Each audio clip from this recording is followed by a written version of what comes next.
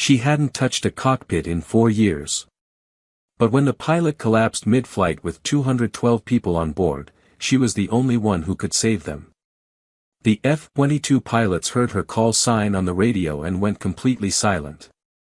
They recognized it immediately. Everyone in the Air Force did. Before you watch full story, comment below from which country are you watching. Don't forget to subscribe for more amazing stories. Rachel Holt tied her shoelaces slowly in the small airport bathroom at Dallas-Fort Worth. She looked at herself in the mirror for a long moment. Her face was tired. There were dark circles under her eyes that never seemed to go away anymore. She was 37 years old, and she looked older than that. The kind of older that does not come from age. The kind that comes from carrying something heavy for too long. She pulled her gray jacket tighter around her shoulders and picked up her small travel bag from the floor. She had packed light. She always packed light these days. It was easier that way. Easier to move, easier to leave, easier to feel like she was just a regular person going somewhere ordinary for ordinary reasons.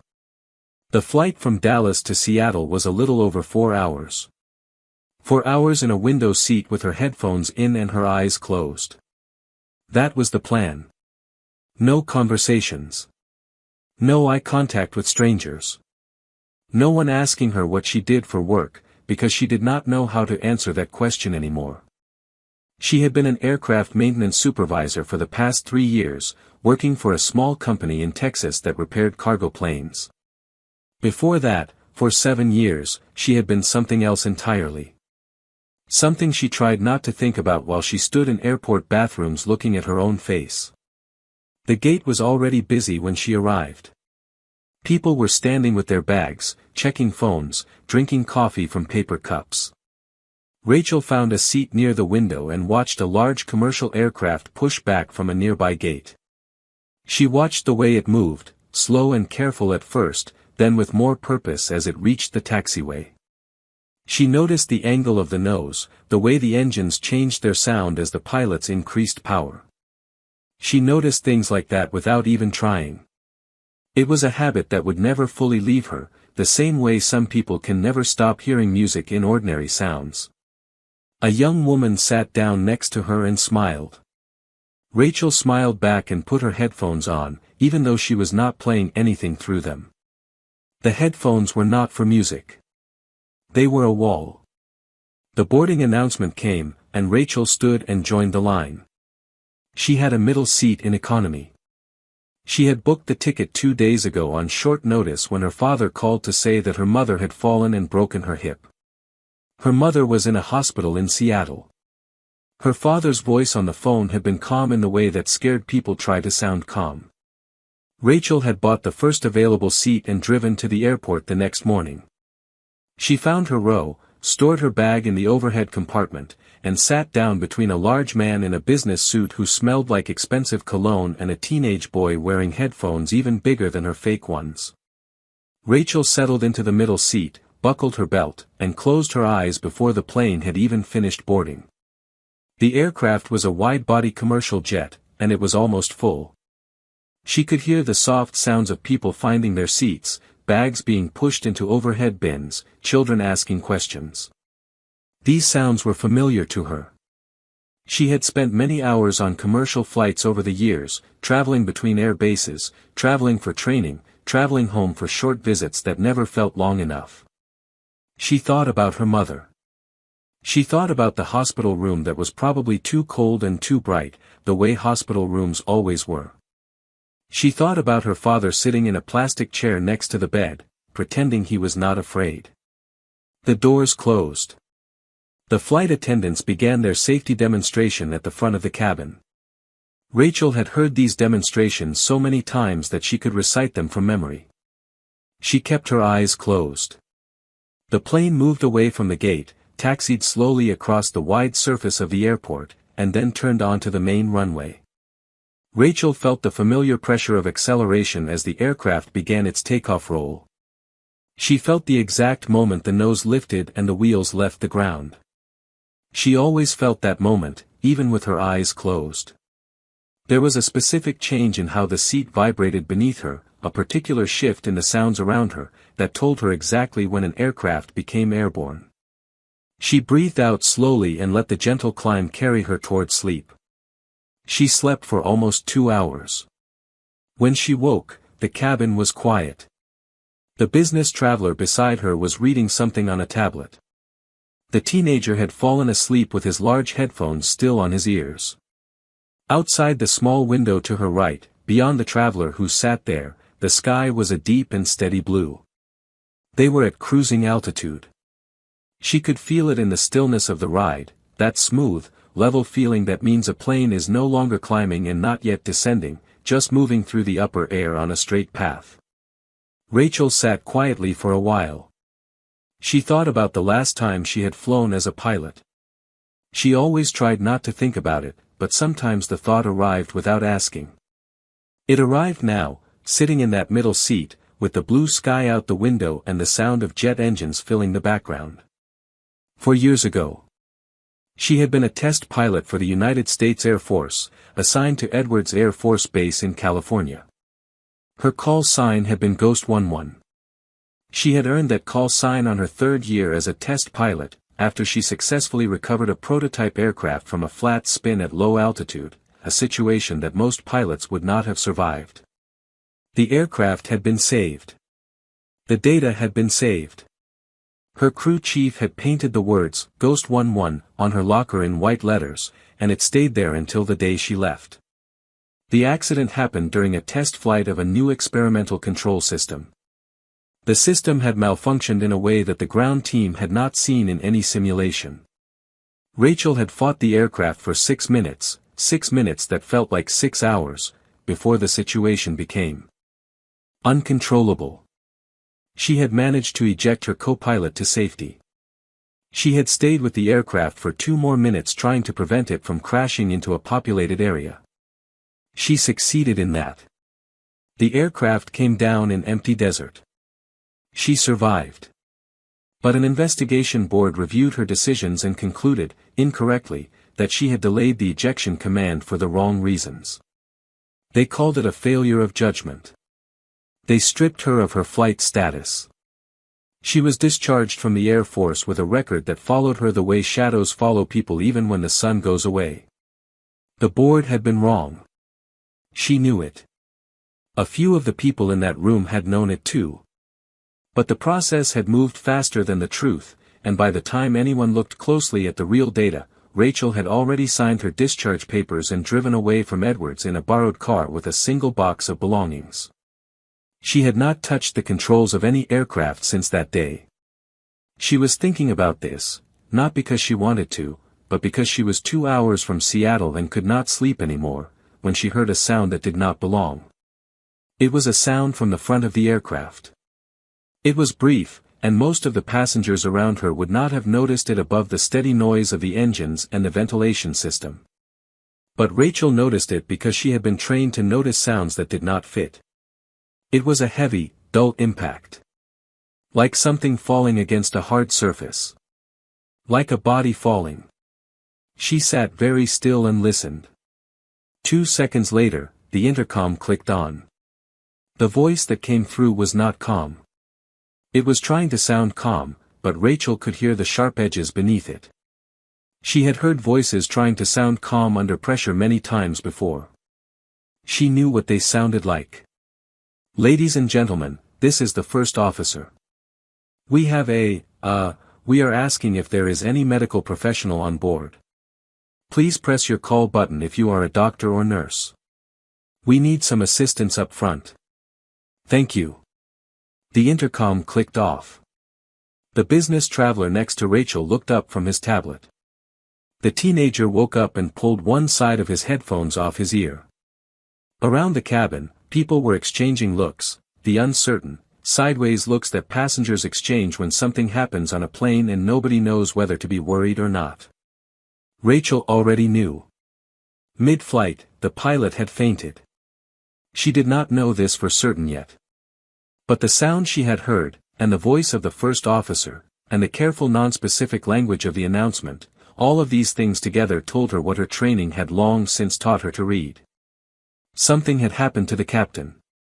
The first officer was now alone in the cockpit.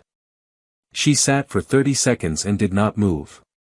She told herself this was not her situation. There was a first officer. First officers were fully certified pilots. Commercial aircraft could be flown by one pilot. There were protocols for exactly this kind of situation. She pressed her back against her seat and breathed steadily. Then she heard the aircraft change. It was very small, a change in the engine tone, a slight shift in the angle of the cabin floor, a subtle rolling motion that corrected itself almost immediately. Someone else might have felt it and thought nothing of it. Rachel felt it and understood that the first officer was struggling with something. Not catastrophically, but struggling. A flight attendant came through the curtain from business class, moving quickly toward the front. Her face was controlled but her eyes were moving fast. Rachel watched her go. Another minute passed. Then another. The rolling sensation came again, slightly larger this time, and again it corrected, but slower than before. Rachel's hands rested on her knees. She looked down at them. Her knuckles were white. She thought about the last time she had touched a set of controls. She thought about the investigation board. She thought about her discharge papers. She thought about the empty desert where her aircraft had come down 4 years ago. Then she thought about the 212 people sitting around her in this cabin. She thought about the teenager with the large headphones who had gone back to sleep. She thought about the small family she had seen boarding, a mother and father and 2 little children who had been arguing over which armrest was whose.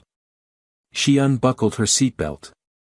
The flight attendant came back through the curtain just as Rachel reached the aisle. The attendant held up one hand. "Ma'am, you need to stay seated.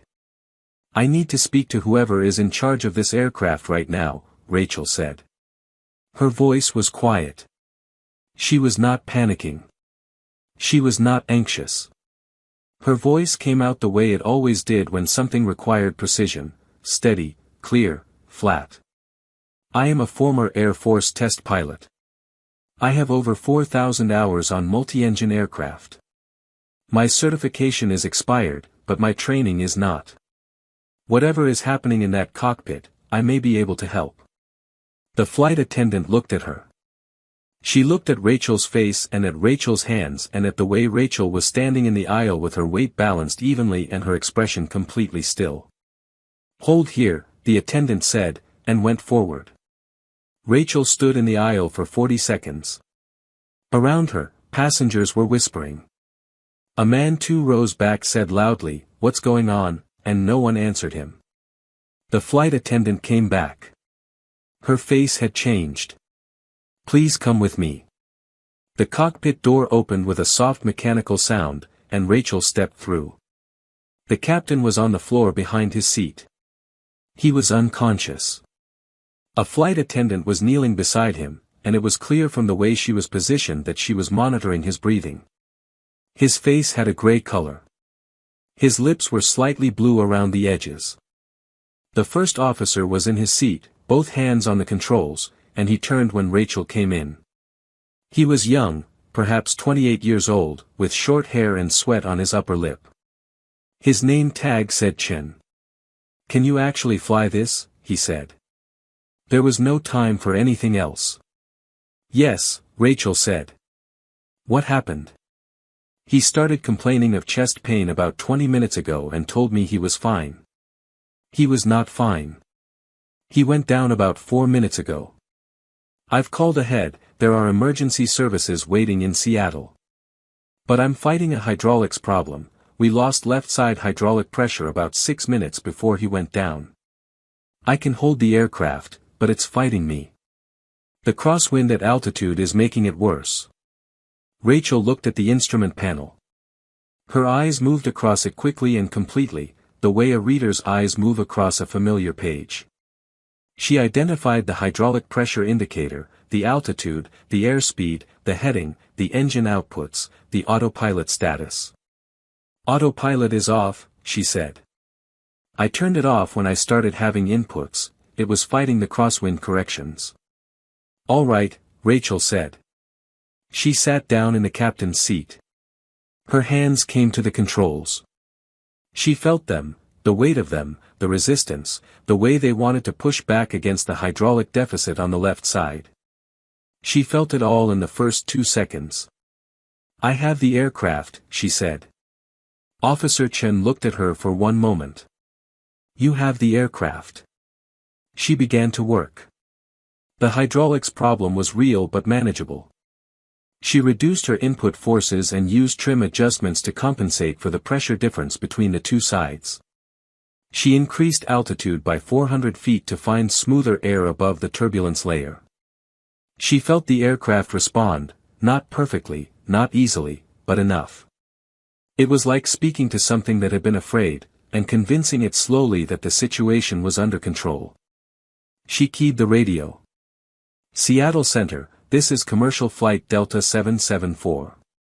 We have a medical emergency, our captain is incapacitated. I am a licensed pilot assuming control of the aircraft. We have partial hydraulic failure on the left side and request immediate priority routing to Seattle-Tacoma International. We are also requesting ground emergency services be standing by on arrival." The controller's voice came back quickly, professional and clear. "Delta 774, we copy your emergency. You are cleared for priority routing, direct Seattle-Tacoma. Descend at your discretion to flight level 240. What is the nature of the hydraulic failure and do you require additional support?" "Partial loss of left hydraulic system, approximately 40% capacity. Aircraft is controllable but sensitive. Recommend fire and crash rescue teams on standby at touchdown. Also, I am requesting to speak with any military frequency monitoring this channel." There was a brief pause from the controller. "Delta 774, we can relay to military frequencies.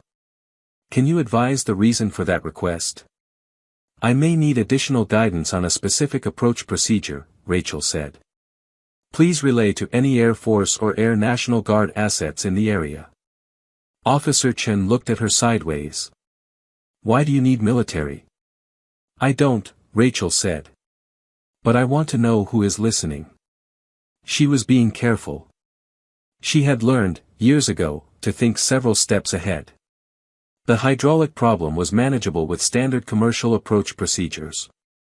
But the crosswind forecast for Seattle-Tacoma showed significant variation in the lower altitudes, and with the left hydraulic system degraded, a crosswind correction on final approach would require higher than normal control inputs. She wanted to talk to someone who understood experimental aircraft handling. Military test pilots would understand. Standard air traffic controllers were excellent at their jobs, but they did not always understand the specific feel of a degraded aircraft in the way a military test background could.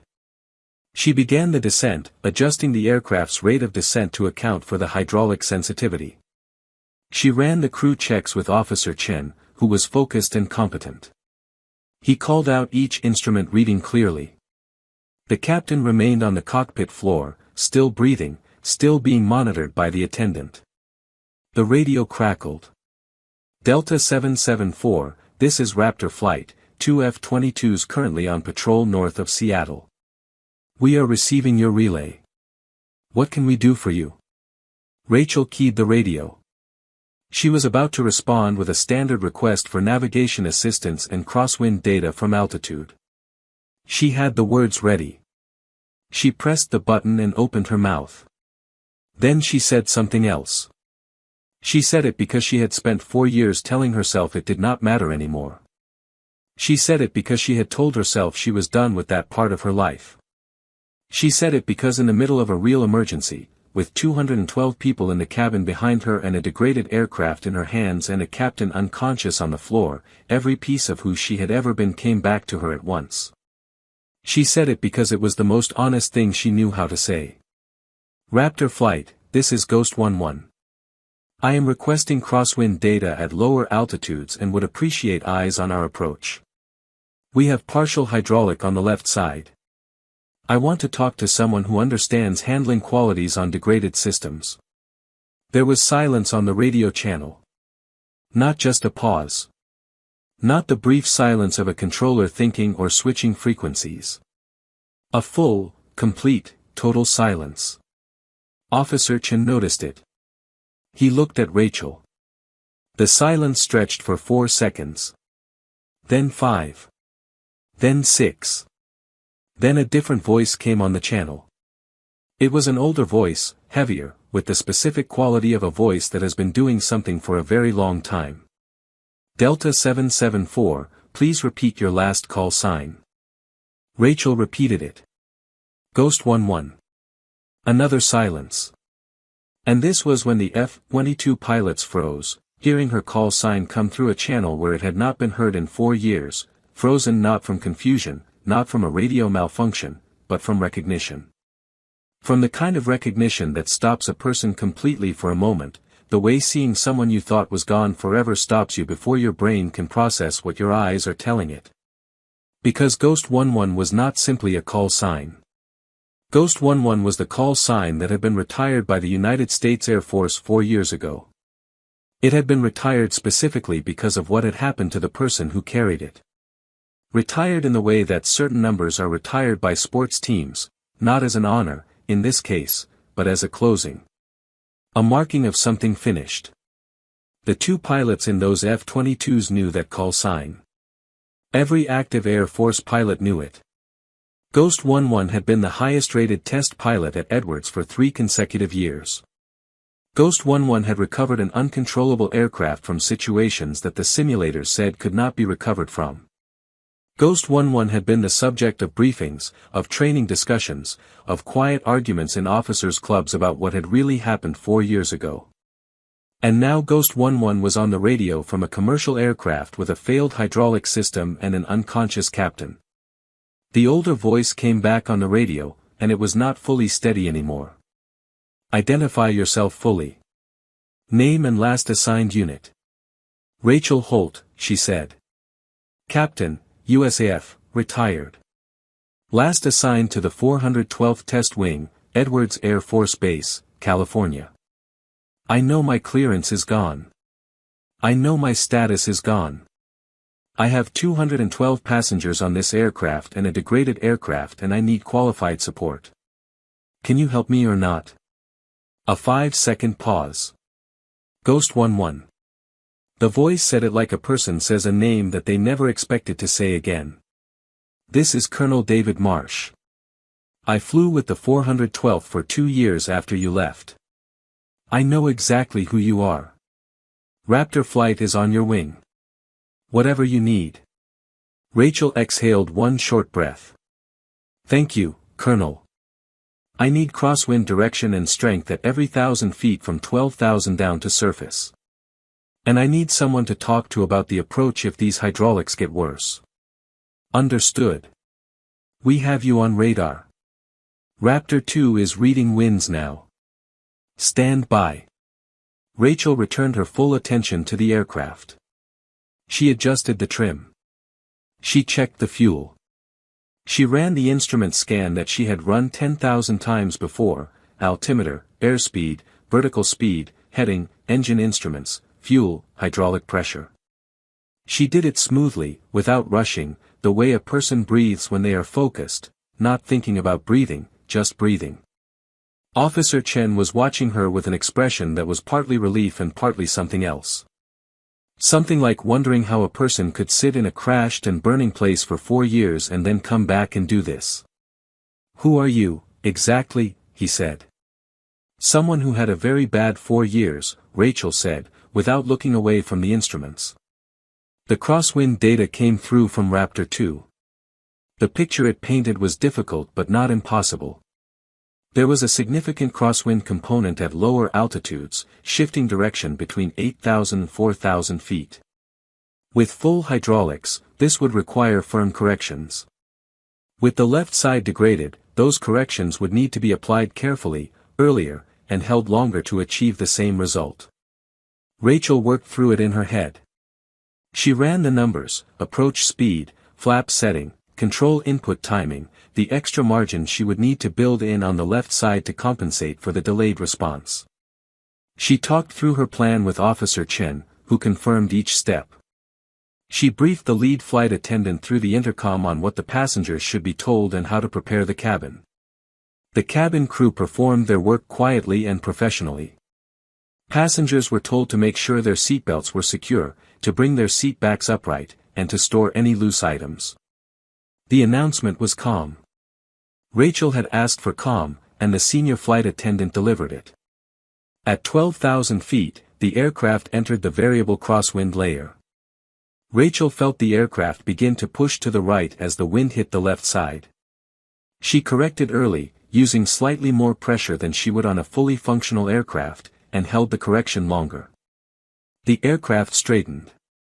She adjusted again. She found the rhythm of it: anticipate, correct, hold, release, anticipate again. Colonel Marsh's voice came through steadily during the descent. He gave her updated wind readings as Raptor 2 gathered them. He spoke in short, clear sentences. He did not ask questions about what had happened 4 years ago. He did not mention the investigation board or the discharge.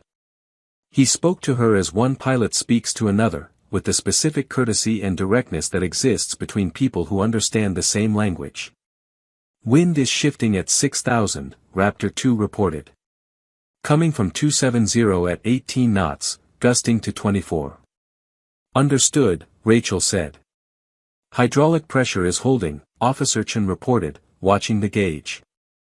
Still at 42%. Down from 44 when we started the descent. It's going to hold, Rachel said. She did not say this to reassure him. She said it because she believed it, based on the rate of loss she had observed over the past 30 minutes. The system was degraded, not failing completely. At 8,000 feet, Seattle-Tacoma International came into view through the windshield, the gray-blue water of Puget Sound, the dark green of the land, the long parallel lines of the runways below. Rachel looked at it for 1 second. Then she looked back at her instruments. The radio channel carried a new voice. This one was unfamiliar, official, careful, with the quality of someone senior choosing their words. Delta 774, this is Brigadier General Patricia Walsh, 18th Air Force, monitoring your emergency. I want you to know that we have full emergency services deployed at Seattle-Tacoma. You have whatever you need. Rachel said, "Thank you, General." A brief pause on the channel. Rachel. I reviewed your file 3 months ago. Another pause. I know what the board decided. I also know what the data says, now that someone finally looked at it properly. I'm sorry it took this long to get to you. Rachel did not respond to this immediately. She was at 6,000 feet, entering the worst of the crosswind layer, and the aircraft needed everything she had. She let the general's words sit somewhere in the back of her mind, not processing them yet, not ready to process them yet, and she flew. At 4,000 feet the wind gusted to 26 knots from the left side. The aircraft pulled to the right sharply. Rachel caught it with a firm and immediate left correction, held it, felt the hydraulic system strain against her input, and slowly brought the nose back to the centerline. Officer Chen called out the airspeed. She adjusted the throttle slightly. The aircraft came back, shaking a little, then steady. Good correction, Colonel Marsh said from somewhere above her. She extended the flaps to the landing position. She confirmed the landing gear with Officer Chen, gear down and locked, all 3 lights green. She ran through the final checklist items with quiet efficiency. She set the approach speed, corrected for the wind, added a small margin for the crosswind component. At 2,000 feet she could see the runway clearly. It was long and wide and dry, and she could see the emergency vehicles parked to the sides, the red of fire trucks, the white of ambulances, the flashing lights of what looked like many official vehicles. 212 people, she said quietly to herself. The descent continued. 1,000 feet. She felt the wind working against the left side of the aircraft continuously now, pushing to the right. She held the correction steadily, not fighting the wind but working with it, keeping the aircraft aligned with the runway centerline. Her feet worked the rudder pedals with steady, measured pressure. 500 feet. The instruments looked right. The aircraft felt right as a degraded aircraft could feel. She held the approach. 300 feet. 200. At 100 feet she made a small final correction as the wind shifted very slightly. The runway numbers passed beneath her. The main wheels touched the runway with a firm and clean contact, not a gentle kiss but a confident, deliberate touchdown, the kind that says the aircraft is done flying and ready to become a ground vehicle. Rachel applied reverse thrust immediately and brought the nose wheel down with careful pressure to protect the left hydraulic system during the rollout. The aircraft decelerated down the runway. The emergency vehicles began moving alongside. Rachel applied the brakes smoothly and evenly, feeling for any asymmetry in the braking response, finding none. The aircraft slowed. 100 knots. 80. 60. 40. She brought it to a complete stop on the runway, clear of the high-speed turnoffs, in a position where the emergency vehicles could reach the door immediately. She engaged the parking brake. She sat for a moment with her hands still on the controls and her eyes on the instruments. Everything was stable. Engines at idle. Hydraulic pressure holding at 39%, down from 42% at the start of the descent. The aircraft was on the ground and it was stopped and it was whole. Officer Chen had both hands flat on his knees. He was breathing through his mouth. He looked at Rachel and could not immediately find any words. The medical team came through the cockpit door within 90 seconds of the aircraft stopping. They moved to the captain with fast, practiced efficiency. He was still breathing. His color had not improved, but he was alive. Rachel unstrapped her harness and stood. Her legs were slightly unsteady, not from fear but from the release of 4 hours of focused, high-stakes tension leaving her body all at once. She gripped the back of the seat for a moment and then let go. She walked to the cockpit door and stood in the entrance to the cabin. The passengers could see her. 212 people, some still in their seats with seatbelts fastened, some standing in the aisle, some with their phones out, most with expressions that were somewhere between exhaustion and pure relief. A few people were crying silently. The small family she had noticed during boarding, the mother and father and 2 children, were sitting together with their arms around each other. Nobody said anything for a moment. Then a woman near the front started clapping. It was a single pair of hands at first, small and uncertain, and then more joined it, and then it spread back through the cabin like something passing through water, and within 10 seconds 212 people were applauding in the way that people applaud when they are not applauding a performance but applauding the fact of being alive. Rachel stood in the doorway and did not know what to do with her face. She nodded once. She pressed her lips together. She looked at the floor for a moment and then looked back at the cabin. The teenage boy with the large headphones was standing on his seat. He had both arms raised in the air. The evacuation was orderly and controlled. Passengers deplaned through the main door onto the mobile stairs. The captain was taken out through a separate door on a stretcher. Rachel stood to the side as the medical team worked. When the aircraft was empty, she walked down the stairs herself. General Walsh was standing on the tarmac.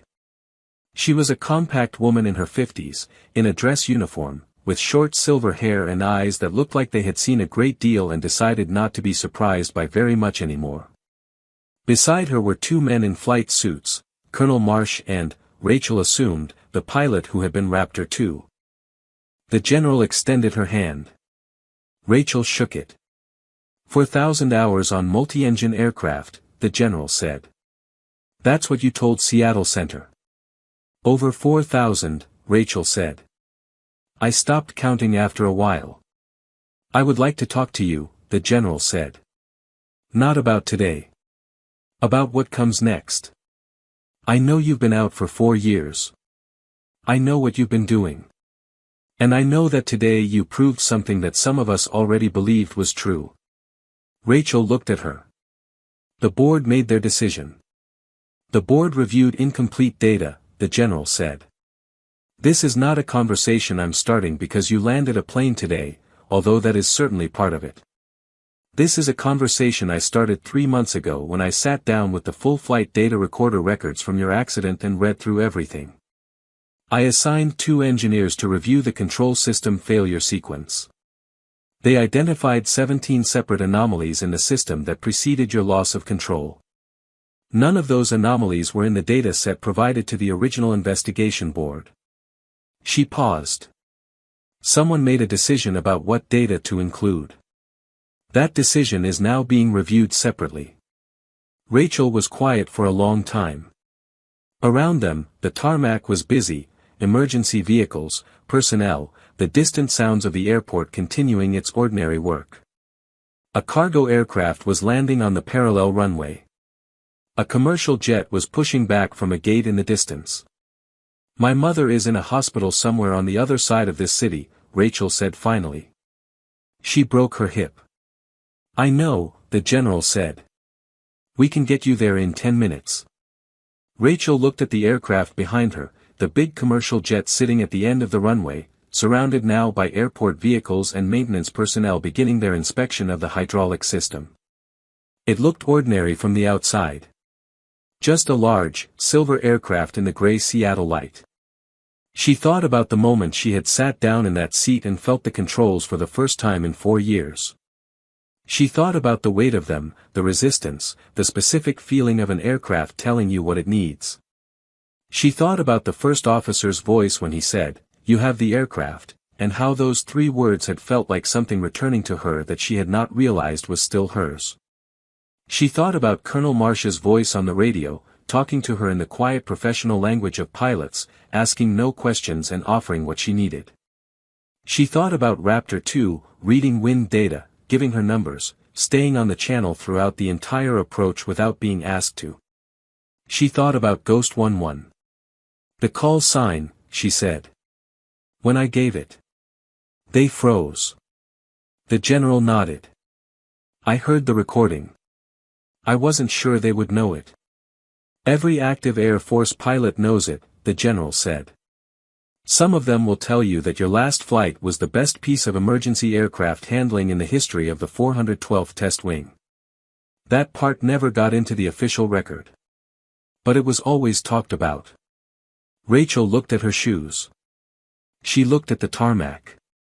She looked at the sky, which was getting darker in the east, going from gray to a deeper blue. "I haven't been a pilot in 4 years," she said. "I know," the general said. "But you were a pilot today." Colonel Marsh stepped forward. He was tall, with a broad face and straightforward eyes. "I was a lieutenant when your accident happened," he said. "I was at Edwards. I remember the day you left." He was quiet for a moment. "I remember what people said in private. People who knew what the data really showed. Nobody said it loudly enough. I've thought about that for a long time." Rachel did not know what to say to this. She had spent 4 years in a kind of internal silence, not the peaceful kind but the kind that comes from convincing yourself that everything that happened was a closed door, and that the only way forward was to walk away from it and not turn around. She had built a quiet life in Texas, a small apartment, a useful job, mornings that were ordinary and evenings that were ordinary, and she had told herself that quiet and ordinary were enough. But she had known, somewhere below the quiet, that she was not finished. She had known it every time she watched an aircraft move and noticed the angle of the nose and the sound of the engines and the specific way it moved through air. She had known it every time a problem with a cargo plane's hydraulic system came across her desk and she solved it in 40 minutes when the expected solution time was 4 hours. She had known it every time she drove past Edwards on the highway with her windows down and heard, in the far distance, the sound of something fast moving through the sky. You do not become who she had been and then just stop being it. You can stop doing it. You can tell yourself it is over. But the knowing does not leave. An airport vehicle pulled up beside them. One of General Walsh's staff was in the front seat. The general gestured toward it. "Your mother," the general said. Rachel nodded.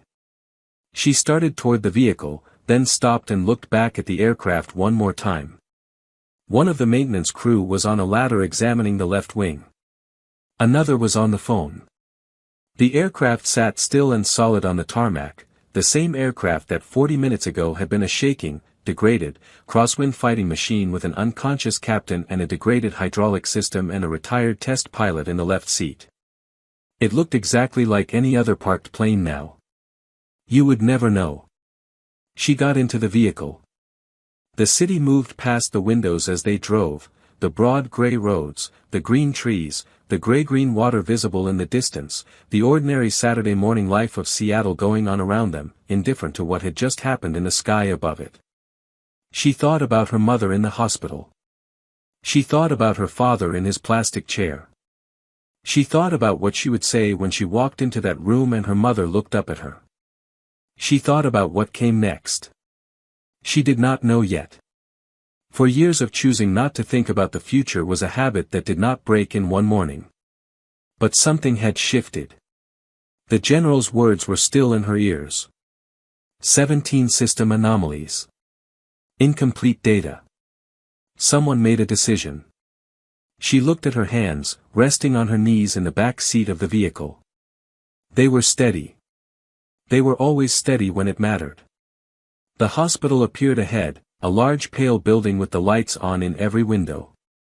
The vehicle stopped at the entrance. Rachel got out and stood on the sidewalk for a moment, looking up at the building. She would go in. She would see her mother. She would hold her mother's hand and see her father's face change from afraid to relieved when she walked through the door. Those things were immediate and real and needed to happen. And then, after that, she thought she might make a phone call. Back at Seattle-Tacoma, while Rachel was in the car, a secondary event was unfolding that she was not present for but would learn about later. The two F-22 pilots, Colonel Marsh and the pilot who had been Raptor 2, had landed at nearby McCord Field after the emergency was resolved. While their aircraft were being serviced, a small group of ground crew and support staff had gathered around them, because word had traveled fast on military channels about what had happened.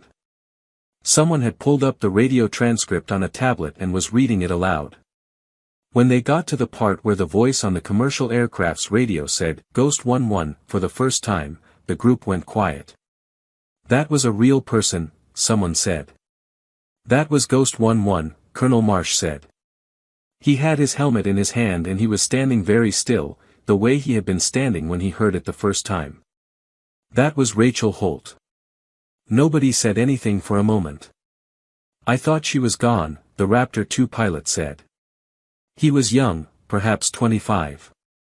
He had learned about Ghost 11 the same way all young Air Force pilots learned about her, not from the official record, which mentioned only the investigation board's conclusions, but from the stories that passed between pilots the way useful and important things pass between people who share a dangerous and specific trade. I thought she was just gone. She was, Marsh said. And then she wasn't. The radio recording continued on the tablet. They listened to it all the way through, the crosswind data requests, the hydraulic pressure updates, the approach, the landing. They listened to General Walsh's voice at the end, and Rachel's brief responses, and the professional ease with which she discussed the hydraulic system during descent. When it ended, someone said, "That landing." Yes, Marsh said. On a 42% left hydraulic with an 18-knot crosswind at final. Yes. There was a long quiet. She said she hadn't flown in 4 years, the Raptor 2 pilot said. Yes, Marsh said again. The young pilot looked at his tablet and then at the aircraft parked around him. You don't not fly for 4 years and land like that. No, Marsh said. You don't. He picked up his helmet and turned it in his hands, looking at it. She didn't stop being a pilot. She just stopped flying. Those are very different things. At the hospital, Rachel sat beside her mother's bed for 3 hours. Her mother was tired and pale but coherent, and the hip would heal with surgery and time. Her father sat across from them, and after the first few minutes of relief and questions and practical information about the surgery scheduled for the next day, the conversation became ordinary, the kind that happens between people who love each other and are comfortable in each other's presence. Her mother asked about Texas. Her father asked about the job. Rachel answered honestly and without the specific quiet evasiveness that had characterized her answers to these questions for 4 years. At one point her mother looked at her and said, "You look different." "Do I?" Rachel said. "Your face," her mother said. She was quiet for a moment, looking. "You look like you did before." Rachel did not ask before what. She knew what. Her father was watching her. He had served in the military himself, for 22 years, in a different branch and a different role, and he had a particular way of looking at his daughter that communicated things without words, things about understanding, and patience, and knowing when not to ask questions. He nodded at her, just once. She nodded back. That evening, after her parents were settled and the nurses had checked in and visiting hours were ending, Rachel walked out of the hospital into the cool Seattle night. The sky had cleared in the late afternoon, and there were stars visible between the clouds, not many, but some. The kind of partial star cover that appears over cities on clear nights, where a few bright things manage to show through the ordinary darkness. She stood on the sidewalk and took out her phone. She looked at General Walsh's contact information, which had been given to her before she left the tarmac. She looked at the stars. She thought about the controls under her hands. She thought about the aircraft responding, not easily, not perfectly, but responding. She thought about the moment Officer Chen said, "You have the aircraft," and the moment she said it back to him, how those words had felt like something she had been waiting to say without knowing she was waiting. She thought about Ghost 11. She dialed. The general answered on the second ring. "I'd like to hear about what comes next," Rachel said. There was a brief pause, and then General Walsh said, "I was hoping you'd call." 40 miles away, in the quiet of McCord Field, 2 F-22s sat on the flight line. Their canopies were closed. Their engines were cold. Inside the operations building, Colonel Marsh was writing his mission report. In the space on the form for notable events, he wrote 3 words and then stopped. He looked at what he had written. He left it as those 3 words and moved on to the next section. The 3 words were, Ghost 11, confirmed. In the weeks that followed, Rachel stayed in Seattle. Her mother's surgery went well, and the recovery required time and physical therapy and the kind of daily company that cannot be provided by a phone call from Texas. Rachel moved into her parents' house, taking the small room at the back of the house that had been her room growing up, with the same window that looked out at the large maple tree in the backyard. The maple was bigger now than it had been when she was a teenager. Everything was bigger now, or smaller, or different, depending on what it was. She went to the hospital every morning. She read to her mother in the afternoons. She cooked dinner for her father in the evenings, meals she had learned to make during the years when she had to feed herself on base with limited ingredients and limited time. Her father told her, on the 4th evening, that she had become a better cook than her mother, and then immediately looked afraid that her mother might have heard him from the next room. She heard him. The argument that followed was brief and affectionate, and Rachel sat at the kitchen table and listened to it and felt something she had not felt in a long time, which was a specific kind of warmth that does not come from weather or from food but from being in a place where you are known. General Walsh called twice during that first week. The first call was logistical, questions about Rachel's certification history, her medical records, whether she had maintained her physical fitness requirements. Rachel answered honestly. She had kept herself physically fit, partly from habit and partly because it was one of the few things from her old life that she had been able to keep without it hurting. She had not maintained any formal flight currency. She had not been in a cockpit in 4 years, apart from the 40 minutes on Flight 447. The general said this was expected and would need to be addressed through a formal requalification process. She described what that process would look like: a medical evaluation, a series of simulator sessions, a review of her records, a formal convening of the relevant authorities to address the original investigation board's conclusions. She described this process the way competent people describe complex processes, clearly, completely, without minimizing the difficulty of it or exaggerating the obstacles. Rachel listened to all of it. "How long?" she said. 6 months, best case, the general said. Possibly 9. And the investigation board's conclusions? They are being formally reviewed.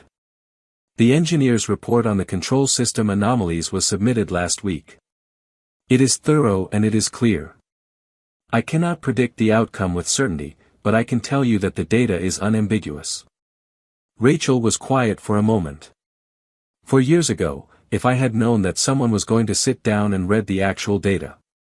I know, the general said. I am sorry that nobody did it sooner.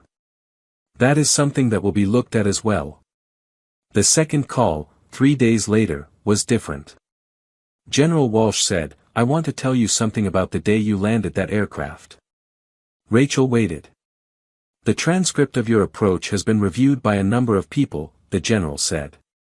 The crosswind component at final, the hydraulic pressure, the handling inputs that Officer Chin described, this landing has been reviewed by some people who are paid to evaluate exactly these kinds of situations.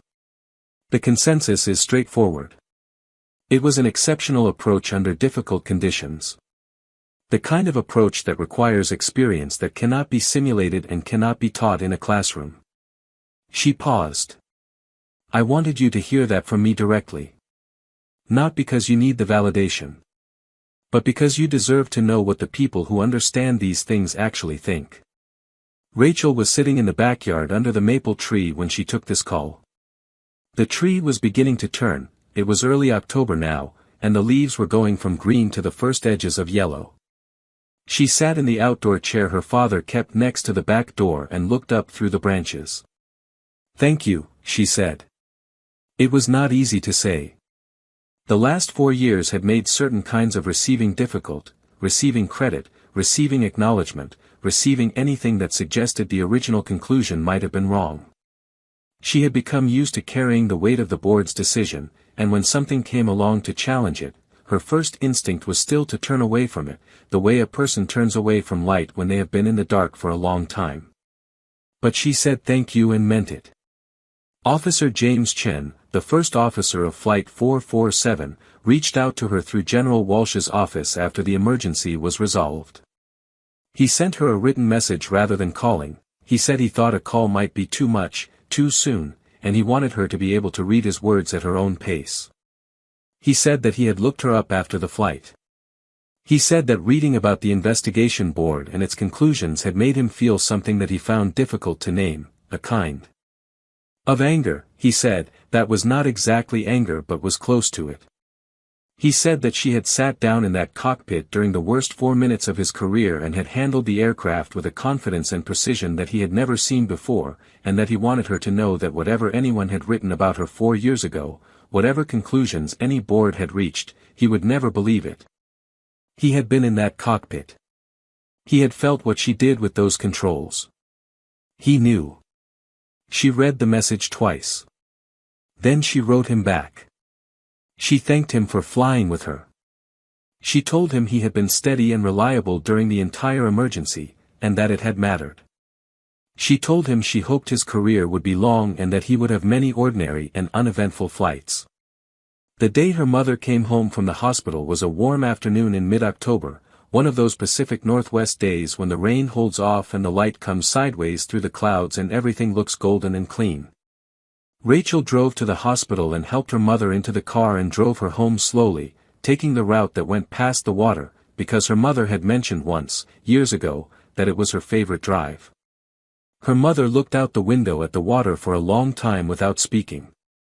Then she said, "Your father told me what happened on the flight."